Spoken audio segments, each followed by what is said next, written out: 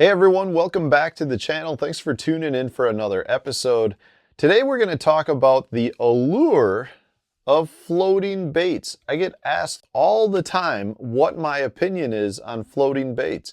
Because, old school, it used to be a lot of people out there who were trying to make their baits float higher up. Hence why you had some of these older school baits like this guy. This is a riverside floating air lizard. If you see, there's a bunch of air pockets on the back that actually allowed this to float. They had a whole series of them. I've talked about how I like quite a few of the baits in the series, like the air fry and the air craw. The air lizard, I can't say I've never had a bunch of success on, but I'm sure it probably works as well. You also look at some people who used to take pieces of styrofoam and put it in a tube to get the tube to float while dragging a Carolina rig. So there's definitely been a lot of people over the years that really want to get their baits to float up off the bottom. And nowadays, you don't have to necessarily build in air chambers like that. You don't have to use styrofoam. You can just go ahead and buy a plastic that is, or a bait that is made out of a plastic that tends to float. Today's video is brought to you by the Deep Dive app, which will help you select the best fishing places in the lake with features like the lake level, the current flow, the top baits tool, which will help you select the best baits for certain locations throughout the lake. Whether that's a clear water, stained water, dirty water, it'll choose the best bait for that location, provide you with all the information like what structure, what retrieve, different reel, all of the information that you need to catch the fish. This is in the app. The cool part about this app, though, is it's not just based on areas. It does provide you with specific tournament winning data that has been collected to help you figure out your best choices for baits and locations for whatever region of the lake it is that you want to fish. On top of that, not only does the app provide you with best locations, it gives you water clarity as well. So maybe you're on a lake like Lake Eufaula, where there is a bunch of different water clarity located throughout the entire lake. This will help you identify the clearest portions as well as the dirtiest portions of the lake. Plus, the Deep Dive app has now added the wind effect map, which is going to take all of the different wind conditions for the past couple of days and show you what banks on the lake are being hit the hardest.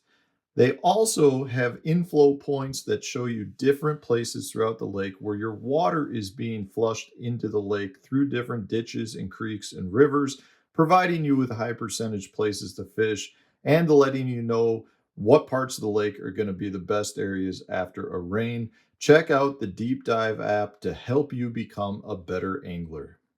So there's a lot of good companies out there that are making floating baits. Just to kind of walk through a few, I think most people recognize that the Z-Man Elastex, something like this TRD, floats. It's made out of a material that stretches and floats at the same time. You've got companies like Berkeley, and they've got this guy right here. This is the Waterbug, the 3.3 incher. This is a floating bait, little tail kicker on it, a bait I've had a lot of luck drop shotting. And then you've got newer companies like the Nico with the Zaza Leech. This is the 3.8 morning dawn size. So this is, again, one of those more Elastec type baits that have a lot of stretch, and this one tends to float as well. So we definitely are seeing a lot of companies move towards producing floating lures, and I think there is a good reason for that. In my opinion, there is definitely a good time and a place to be throwing them. So because I get so many comments from viewers, I just thought I would kind of provide you with the time and places where I like to use floating baits, because it's not an always thing for me. I do think that there's times I don't necessarily want a floating bait, but having said that, I do think there are times you can get a few benefits out of it. And just in a nutshell, to me, the two biggest benefits is you can slow the fall of your bait dramatically. So if you're fishing in a place where the fish want a slower fall, you can do that. So in some instances, you can actually add a little bit of weight and still have a slow fall, almost to the point of being like a weightless fall if your bait is that buoyant. But because it weighs heavier, you can cast it more accurately, you can cast it further distances. there's benefits to that. And then I also feel like it can be very important to get your bait up off the bottom, especially if you're fishing in a place that has a bunch of just bottom growth and like sludge on the bottom, where if you drag something through that, your bait's going to end up getting some of that filament and just some of that slime on your bait. So it keeps your bait up off that.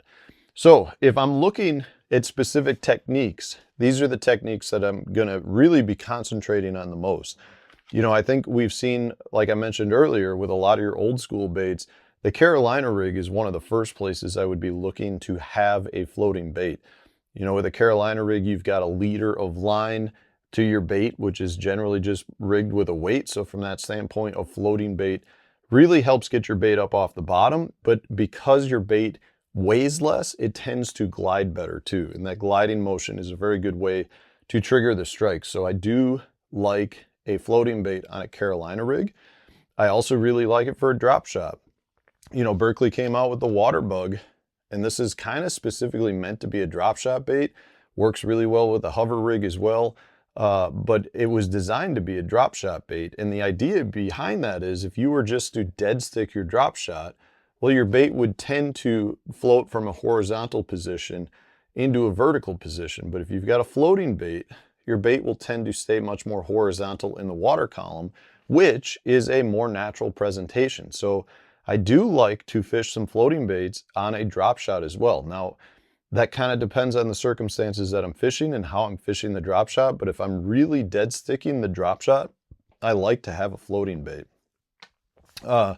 Another technique where I like a floating style bait is if I'm dragging jigs, like specifically a football jig. I like to use a chunk trailer that tends to float, so it lifts the legs up off the bottom, and that will also a lot of times bring the hook point up into a better position to hook that fish. And I find that it helps the fish engulf the bait. So when that fish goes down to suck the bait in, those legs that are more buoyant tend to be easier to let that fish pull the entire bait into the fish's mouth. So from that standpoint, I really like it for that.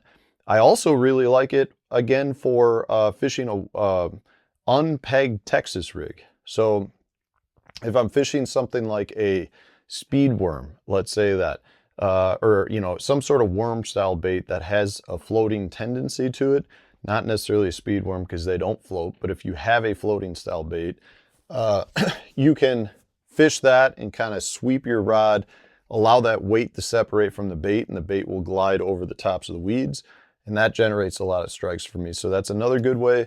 And then along the same lines as an unpegged Texas rig, if you like fishing a free rig, which is where you've got a disconnected weight from the hook, and you let the weight slide freely up and down your line, a floating bait, again, will help create that separation, help get your bait a little bit up off the bottom, and help a little bit more in terms of gliding motion. So generally speaking, for me, I really like to use a floating bait in situations where I want my bait up off the bottom and I can separate it from the weight. It just tends to generate a lot of good strikes for me from that standpoint. So let me know in the comments section, where and when do you like to throw a floating bait? What are some of your favorite floating baits that you have had a lot of success with? And help some of the other viewers learn from you guys. So thanks for watching, guys. If you have not subscribed yet to the channel, please go ahead and do that.